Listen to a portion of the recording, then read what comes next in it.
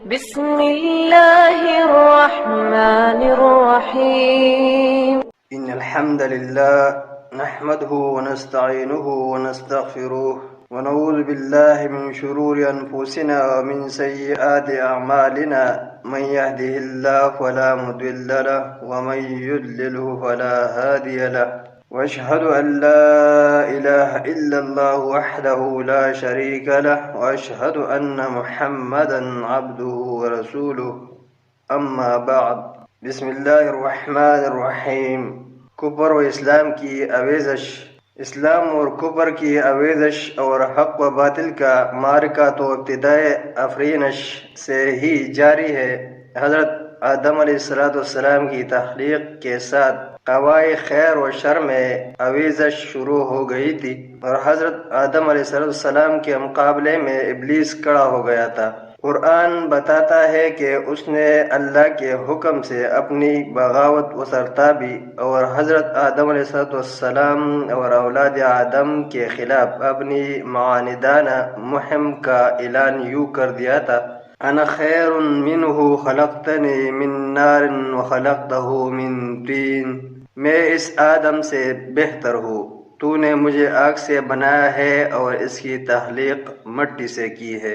جب اللہ تعالیٰ نے اسے دھتکار دیا تو اس نے انظرنی الی یوم یبعثون کہہ کر اللہ سے قیامت تک کے لیے مہلت مانگی، اور اللہ نے اسے انک من المنظرین کہہ کر مہلت دے دی، جس کے نتیجے میں اس نے نعرہ بغاوت و عداوت بلند کیا. سورہ الاعراف میں ہے: فبما اغویتنی لاقعدن لهم صراطک المستقیم ثم لآتینہم من بین ایدیہم ومن خلفہم وعن ایمانہم وعن شمائلہم ولا تجد اکثرہم شاکرین.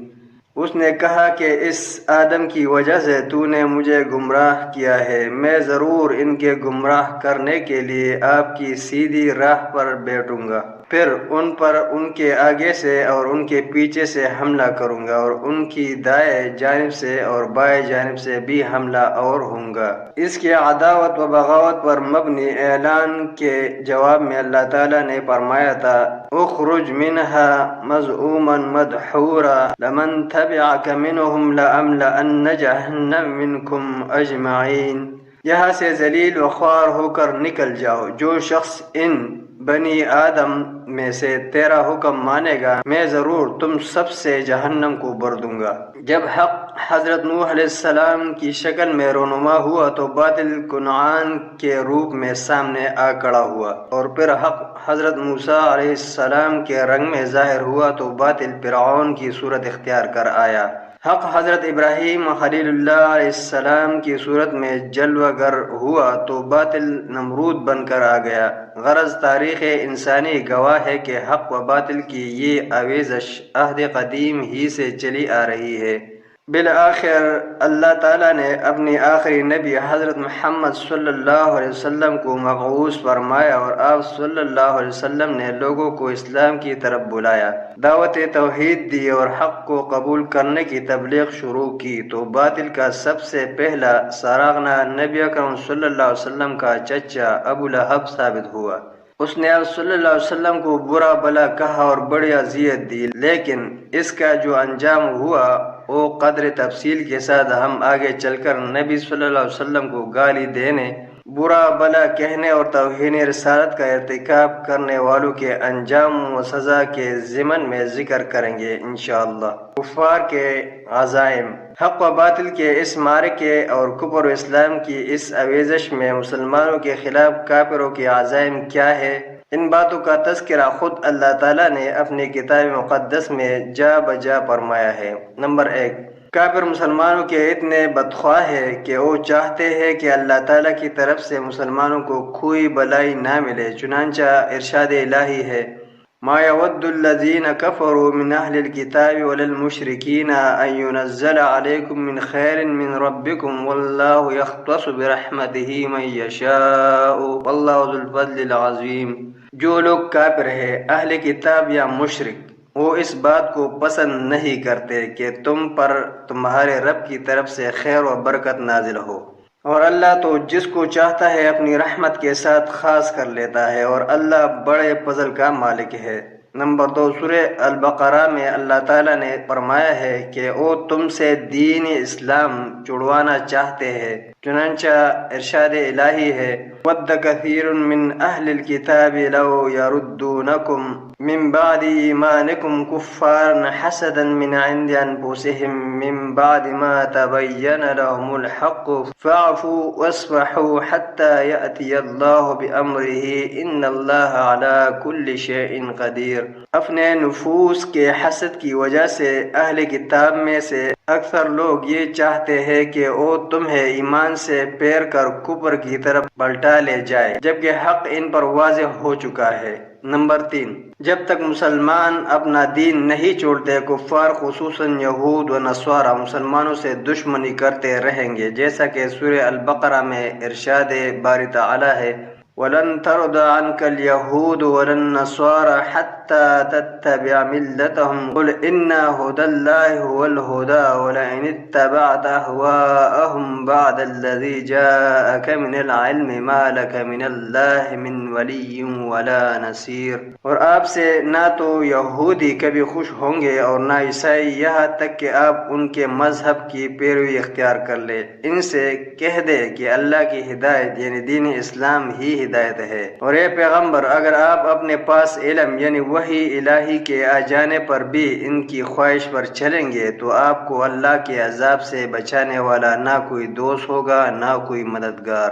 نمبر 4، وہ مسلمانوں کو ان کے دین سے پھیر دینے تک برسرے بیکار رہیں گے، لیکن اے بسا آرزو کے خاک شدہ۔ سورہ البقرہ میں ارشاد الہی ہے يسألونك عن الشهر الحرام قتال فيه قل قتال فيه كبير وصد عن سبيل الله وكفر به والمسجد الحرام وإخراج أهله منه أكبر عند الله والفتنة أكبر من القتل ولا يزالون يقاتلونكم حتى يردوكم عن دينكم إن استطاعوا ومن يرتد منكم عن دينه فيمت وهو كافر فأولئك حبطت أعمالهم بالدنيا والآخرة وأولئك أصحاب النار هم فيها خالدون۔ اے نبی، لوگ آپ سے عزت والے مہینوں میں لڑائی کے بارے میں دریافت کرتے ہیں تو کہہ دے کہ ان میں لڑنا بڑا گناہ ہے، اور اللہ کی راہ سے روکنا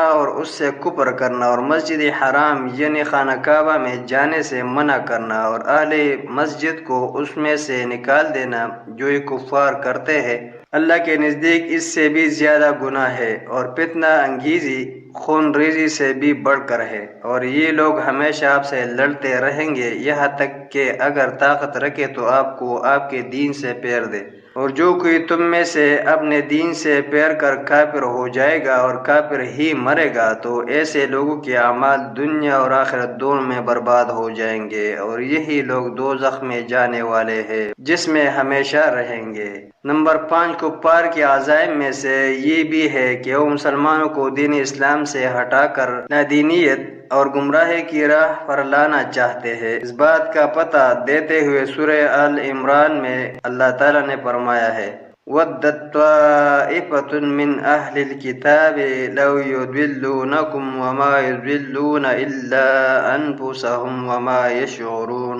اے اہل اسلام، بعض اہل کتاب اس بات کی خواہش رکھتے ہیں کہ تمہیں گمراہ کر دیں، مگر یہ تمہیں کیا گمراہ کریں گے، اپنے آپ کو ہی گمراہ کر رہے ہیں اور نہیں جانتے۔ نمبر 6، کفار کا ارادہ ہے کہ وہ مختلف ہتھ کنڈوں سے مسلمانوں کو گمراہ کر دے، چنانچہ ان کے اس عزم کا تذکرہ کرتے ہوئے سورہ آل عمران میں اللہ تعالیٰ نے ارشاد فرمایا ہے قالت طائفة من أهل الكتاب آمنوا بالذي أنزل على الذين آمنوا وجه النهار واكفروا آخره لعلهم يرجعون۔ اور اہل کتاب ایک دوسرے سے کہتے ہیں کہ جو کتاب مؤمنوں پر نازل ہوئی ہے اس پر دن کے شروع میں تو ایمان لے آیا کرو، اور اس کے آخر میں انکار کر دیا کرو تاکہ وہ اسلام سے برگشتہ ہو جائے۔ نمبر 7، کافروں کے دلوں میں مسلمانوں کے خلاف چھپی ہوئی دشمنی اس دشمنی سے کہیں زیادہ ہے جس کا اظہار وہ اپنی زبانوں سے کرتے ہیں، اور کافر مسلمانوں کو ملیامت کرنے میں اپنی طرف سے کوئی کسر نہیں چھوڑتے۔ سورہ آل عمران میں ارشاد الہی ہے، یا ایھا الذین آمنوا لا تتخذوا بطانة من دونکم لا یعلونکم خبالا ودوا ما عنتم قد بدت البغضاء من افواہہم وما تخفی صدورہم اکبر قد بینا لکم الآیات ان کنتم تعقلون۔ مومنوں، کسی غیر مذہب کے آدمی کو اپنا رازدار نہ بنانا۔ یہ لوگ تمہاری خرابی اور فتنہ انگیزی کرنے میں کسی طرح کی کوتاہی نہیں کرتے اور چاہتے ہیں کہ جس طرح ہو تمہیں تکلیف پہنچے۔ ان کی زبانوں سے تو دشمنی ظاہر ہو چکی ہے اور جو کینے ان کے سینوں میں مخفی ہے وہ کہیں زیادہ ہے۔ اگر تم عقل رکھتے ہو تو ہم نے تمہیں اپنی آیاتیں کھول کھول کر سنا دی ہے۔ نمبر 8، کافر مسلمانوں سے کبھی محبت اور دوستی نہیں کریں گے بلکہ وہ اپنے دلوں سے مسلمانوں کے خلاف شدید غیظ و غضب رکھتے ہیں۔ ارشادی ربانی ہے، ہا انتم اولائی تحبونہم ولا یحبونکم وتؤمنون بالکتاب کلہ وإذا لقوکم قالوا آمنا وإذا خلوا عضوا علیکم الانامل من الغیظ قل موتوا بغیظکم ان اللہ علیم بذات الصدور۔ دیکھو، تم ایسے صاف دل لوگ ہو کہ ان لوگوں سے دوستی رکھتے ہو حالانکہ وہ تم سے دوستی نہیں رکھتے، اور تم سب کتابوں پر ایمان رکھتے ہو اور وہ تمہاری کتاب کو نہیں مانتے، اور جب تم سے ملتے ہیں تو کہتے ہیں کہ ہم ایمان لے آئے، اور جب الگ ہوتے ہیں تو تم پر غصے کے سبب انگلیاں کاٹ کاٹ کھاتے ہیں۔ ان سے کہہ دو، بدبختو، غصے میں مر جاؤ، اللہ تعالیٰ تمہارے دلوں کی باتوں سے خوب واقف ہے۔ نمبر 9، مسلمانوں کو کسی بھی معاملے میں فائدہ پہنچے تو یہ کفار کو برا لگتا ہے، اور اگر وہ نقصان اٹھائے تو کفار کو خوشی ہوتی ہے، جیسا کہ سورہ آل عمران میں یہی بات بتاتے ہوئے اللہ تعالیٰ نے فرمایا ہے، ان تمسسکم حسنۃ تسؤہم وان تصبکم سیئۃ یفرحوا بها وان تصبروا وتتقوا لا يضركم كيدهم شيئا ان اللہ بما يعملون محیط۔ اگر تمہیں آسودگی حاصل ہو تو انہیں بری لگتی ہے، اور اگر رنج پہنچے تو خوش ہوتے ہیں، اور اگر تم تکلیفوں کو برداشت اور ان سے کنارہ کشی کرتے رہو گے تو ان کا فریب تمہیں کچھ بھی نقصان نہ پہنچا سکے گا۔ یہ جو کچھ کرتے ہیں اللہ اس پر احاطہ کیے ہوئے ہے۔ نمبر 10، سورہ نساء میں اللہ تعالیٰ نے ان کے عزائم کا ذکر کرتے ہوئے فرمایا ہے، وَدُّوا لَوْ تَكْفُرُونَ كَمَا كَفَرُوا فَتَكُونُونَ سَوَاءً۔ وہ کفار چاہتے ہیں کہ جس طرح وہ خود کافر ہے اسی طرح تم بھی اے مسلمانوں کافر ہو جاؤ تاکہ تم اور وہ سب یکساں ہو جائے۔ نمبر 11، مشرک اور یہودی مسلمانوں کے بدترین دشمن ہے، جسے اللہ تعالیٰ نے سورہ المائدہ میں یوں بیان فرمایا ہے، لَتَجِدَنَّ أَشَدَّ النَّاسِ عَدَاوَةً لِلَّذِينَ آمَنُوا الْيَهُودَ وَالَّذِينَ أَشْرَكُوا وَلَتَجِدَنَّ أَقْرَبَهُمْ مَوَدَّةً لِلَّذِينَ آمَنُوا الَّذِينَ قَالُوا إِنَّا نَصَارَى ذَلِكَ بِأَنَّ مِنْهُمْ قِسِّيسِينَ وَرُهْبَانًا وَأَنَّهُمْ لَا يَسْتَكْبِرُونَ۔ اے پیغمبر، آپ دیکھیں گے کہ مؤمنوں کے ساتھ سب سے زیادہ دشمنی کرنے والے یہودی اور مشرک ہیں، اور دوستی کے لحاظ سے مومنوں کے قریب تر ان لوگوں کو پائیں گے جو کہتے ہیں کہ ہم نصارہ ہیں، یہ اس لیے کہ ان میں عالم بھی ہے اور مشائخ بھی، اور وہ تکبر نہیں کرتے۔ نمبر 12، کفار کے کرتوتوں میں سے یہ بھی ہے کہ وہ مسلمانوں کی زبانی چاپلوسی تو کرتے ہیں لیکن ان کے دلوں میں مسلمانوں کے لیے نفرت ہوتی ہے۔ چنانچہ سورہ التوبہ میں اللہ تعالیٰ نے فرمایا ہے، کیف وَإِن يَظْهَرُوا عَلَيْكُمْ لَا يَرْقُبُوا فِيكُمْ إِلَّا وَلَا ذِمَّةً يُرْضُونَكُمْ بِأَفْوَاهِهِمْ وَتَابَ قُلُوبُهُمْ وَأَكْثَرُهُمْ فَاسِقُونَ۔ بھلا ان سے عہد کیوں کر پورا کیا جائے جب ان کا یہ حال ہے کہ اگر تم پر غلبہ پالے تو قرابت کا لحاظ کرے نہ عہد کا، یہ منہ سے تو تمہیں خوش کر دیتے ہیں لیکن ان کے دل ان باتوں کو قبول نہیں کرتے اور ان میں اکثر نافرمان ہے۔ نمبر 13، اسلام کا غلبہ اللہ کا وعدہ ہے مگر یہ چیز مشرکوں کو سخت ناگوار ہے۔ اسی بات کا پتہ دیتے ہوئے سورہ التوبہ میں اللہ تعالیٰ نے فرمایا ہے، هو الذی ارسل رسولہ بالہدی ودین الحق لیظہرہ علی الدین کلہ ولو کرہ المشرکون۔ وہی تو ہے جس نے اپنے پیغمبر کو ہدایت اور دین حق دے کر بھیجا تاکہ اس دین کو دنیا کے تمام دینوں پر غالب کرے اگرچہ کافر ناخوش ہی ہو۔ نمبر 14، کافر مسلمانوں کو اپنے اقوال و افعال ہر دو سے اذیت پہنچانا چاہتے ہیں یہاں تک کہ یہ بھی کافر ہو جائے۔ چنانچہ سورہ الممتحنہ میں ارشاد ربانی ہے، ان یثقفوکم یکونوا لکم اعداء ویبسطوا الیکم ایدیہم والسنتہم بالسوء وودوا لو تکفرون۔ اگر یہ کافر تم پر قدرت پالے تو تمہارے دشمن ہو جائے اور ایذا کے لیے تم پر ہاتھ بھی چلائے اور زبانیں بھی، اور چاہتے ہیں کہ تم کسی طرح کافر ہو جاؤ۔ نمبر 15، کفار کا ایک بدترین عزم یہ ہے کہ وہ اسلام کو صفحہ ہستی سے مٹا دے، جیسا کہ قرآن کریم کی سورہ الصف میں اللہ تعالیٰ نے فرمایا ہے، یریدون لیطفئوا نور اللہ بافواہہم واللہ متم نورہ ولو کرہ الکافرون۔ یہ چاہتے ہیں کہ اللہ کے چراغ اسلام کی روشنی کو منہ سے پھونک مار کر بجھا دے، حالانکہ اللہ اپنی روشنی کو پورا کر کے رہے گا خواہ کافر ناخوش ہی ہو۔ نمبر 16، کفار سے اور کچھ نہ بن پڑے تو وہ چاہتے ہیں کہ مسلمان کم از کم مداہنت پسند ہو کر ماڈریٹ اسلام کے علمبردار بن جائے۔ ان کے اس عزم کی خبر دیتے ہوئے سورہ القلم میں اللہ تعالیٰ نے فرمایا ہے، فَلَا تُطِعِ الْمُكَذِّبِينَ وَدُّوا لَوْ تُدْهِنُ فَيُدْهِنُونَ۔